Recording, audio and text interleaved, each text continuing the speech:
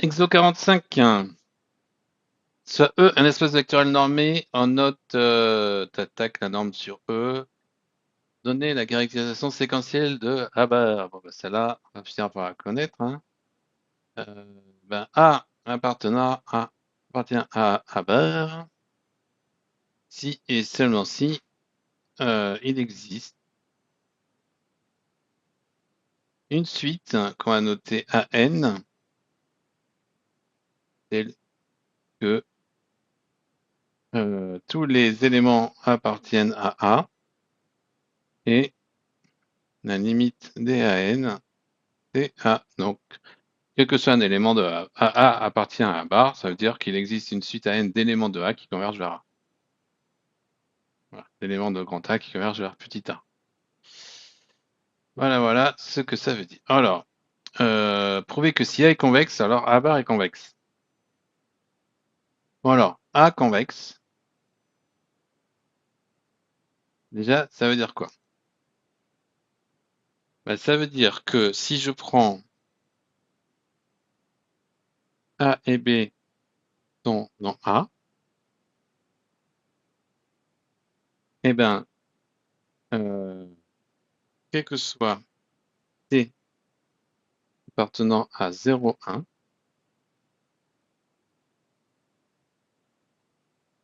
TA plus 1 moins TB reste dans A. Alors, c'est quoi le TA moins TB? Ben, en fait, quand T égale 0, ça va faire B. Donc, c'est, en gros, là, ça, c'est juste une manière de paramétrer. Là, il y a B et là, il y a A. Quand T égale 0, on est là. Et quand T augmente, on se déplace sur ce segment-là. Et quand T égale 1, eh ben, on arrive à A. Donc, et c'est d'ailleurs la définition de l'intervalle AB. L'intervalle AB, c'est l'ensemble des TA plus 1 moins TB avec T appartenant à 0,1. Donc ça veut dire quoi? Ça veut dire que dès qu'on a A convexe, ça veut dire que dès qu'on a un A et un B qui sont dans l'intervalle, ben, on a tout le segment qui est dedans. Donc par exemple, si je prends un truc comme ça c'est pas convexe. Je peux prendre un A qui est là, un B qui est là, et là ça sort. Ok? Donc ça, c'est ça la convexité. Donc on va réutiliser ça.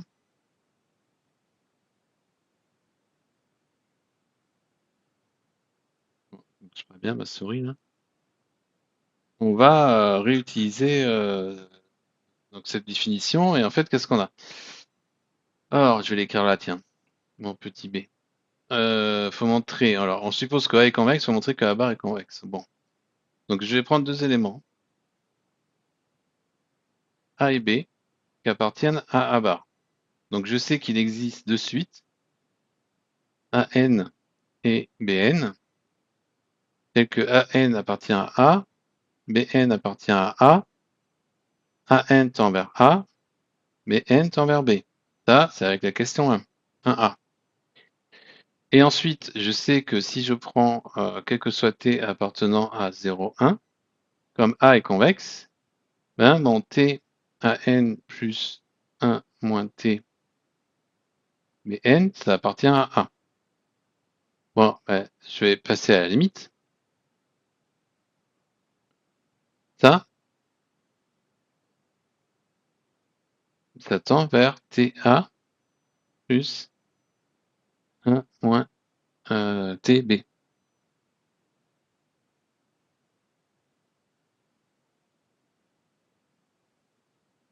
Ok, donc j'ai une suite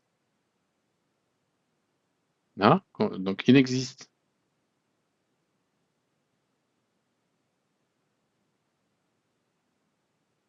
une suite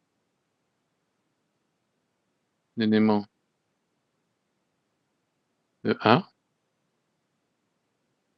I, converge vers TA plus 1 moins TB, quel que soit T.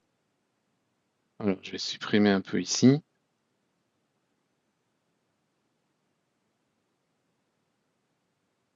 Et donc,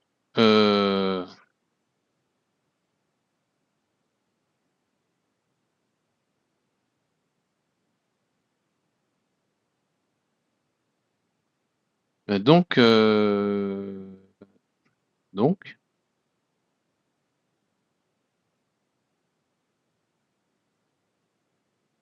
TA plus 1 moins TB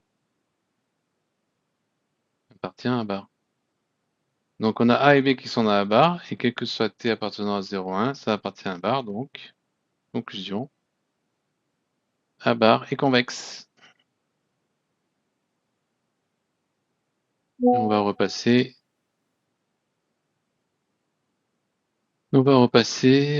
sur du noir, tiens. Allez, donc, voilà, je vais aller un peu haut là.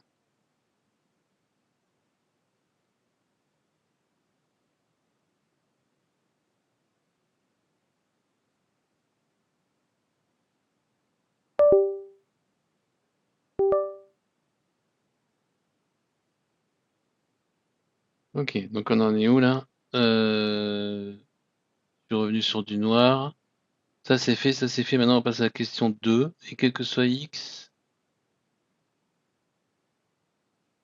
appartenant à E, définit à distance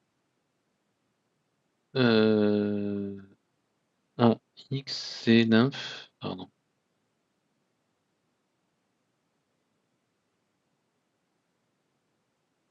C'est nymphe, donc la borne inférieure de la norme de x moins 1. Ok, soit x appartenant à montrer que la distance de A à x égale 0, alors ok, donc la distance égale 0. Ça, c'est pareil que de dire que la borne inférieure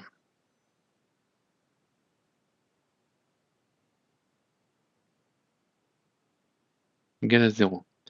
Alors, la borne inférieure de l'ensemble des x moins A quand A appartient à 0, ça veut dire quoi?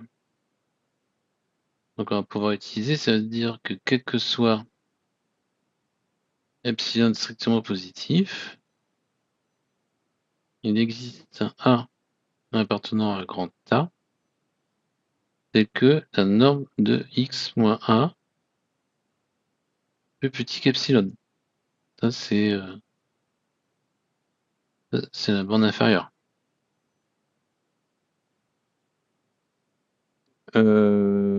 Alors, bah, on va caractériser.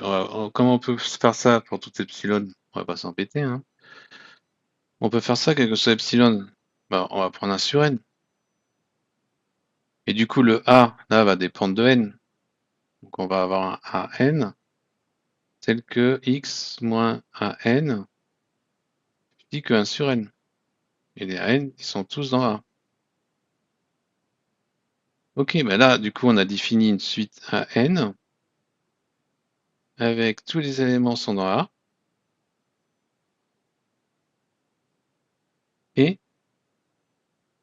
la suite AN, bah là, quand on fait tendre n vers plus l'infini, ça tend vers 0, donc ça tend vers x. Et donc, du coup, comme il existe une suite d'éléments de A qui convergent vers x, et x appartient à A bar. C'est le 1A. Ok. Alors ensuite, maintenant, on suppose que A est fermé. Donc A fermé, ça veut dire que A égale A bar. Et on a cette inégalité. D'accord? Montrer que A est convexe. Ben ok, alors montrer que A est convexe. Alors, on va faire comme d'hab, hein. On va prendre A et B appartenant à A, T appartenant à 0, 1. Et ben, qu'est-ce qu'on a? On va dire que Alors, A est fermé. Eh ben, faudrait montrer que si je prends X, alors, pour soit, ouais, voilà, soit T appartenant à 0,1, si je prends X égale à TA plus 1 moins TB. La distance de grand A à X est plus petit que T, distance de grand A à A, plus 1 moins T, distance de grand A à B. Bah, comme A est dans grand A et B est dans grand A, ça c'est 0. Donc la distance est toujours positive, donc on a la distance de 1 à X 0, ainsi avec le résultat de petit a, X appartient à A bar. Bon, bah, A bar est aussi égal à A, puisque A est fermé. Donc A est convexe.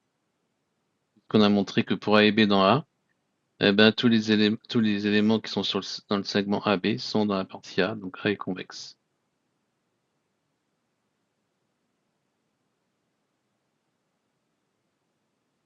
Et voilà.